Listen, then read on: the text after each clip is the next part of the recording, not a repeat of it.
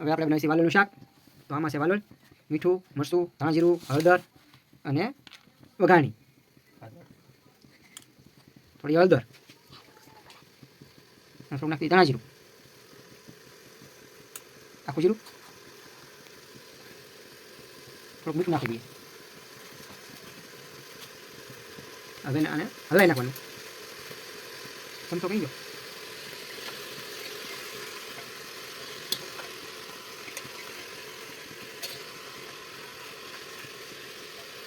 આ વઘારેલી વાલોળનું શાક કહેવાય.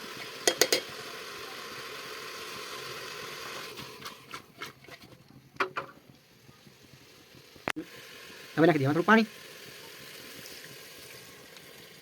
વઘારાઈ ગયું છે, હવે પાણી નાખી દઈએ.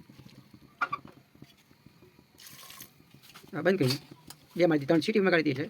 વાલોળનું શાક થઈ ગયું વઘારેલું. તો મિત્રો આ છે તૈયાર.